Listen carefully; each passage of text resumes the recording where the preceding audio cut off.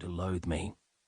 I learnt that nothing is ever black and white, although it can often seem that way when printed in a paper. But over time, other people came to trust me. We'd chat about what was happening around the traps.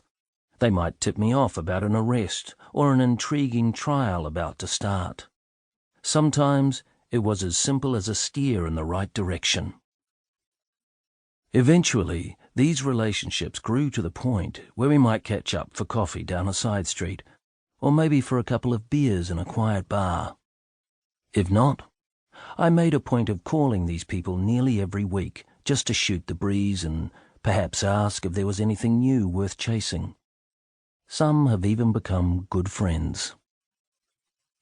Quite by accident, or at least not by cynical design, I was learning a very valuable skill for a journalist: how to cultivate sources.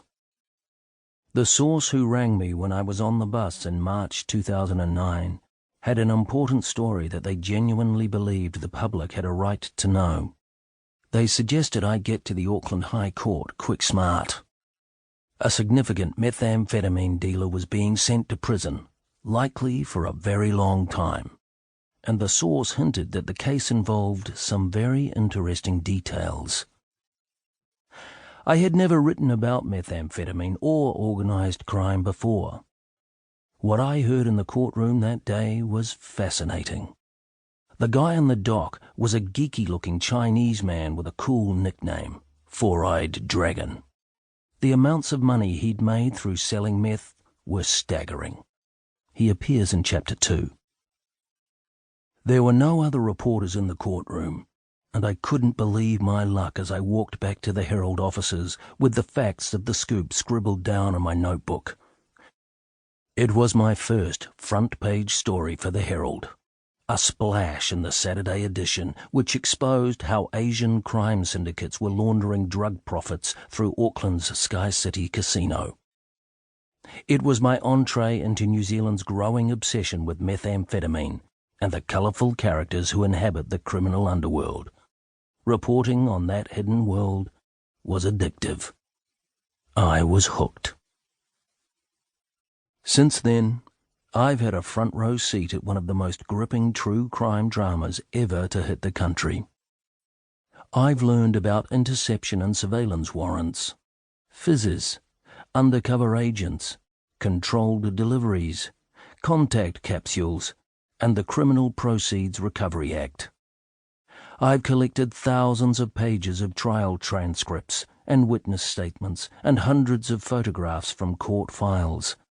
I've attended countless press conferences and filled notebooks with scribbled interviews or snatched conversations. When accused criminals were released on bail, I staked out their homes with Herald photographers in tow. Some of the hard work of those photographers is republished in these pages.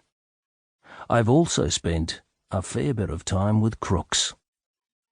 I fondly remember tracking down Uncle Paul Sito at his home.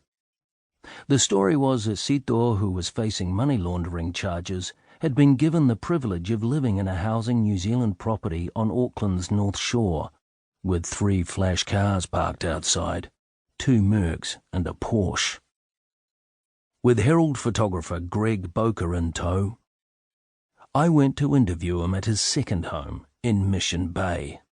It was surrounded by a high fence with a large dog behind it.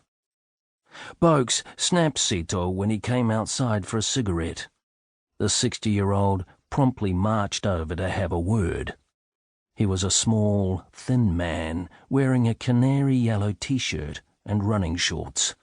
His face was contorted by the effort of keeping calm, but his eyes were angry.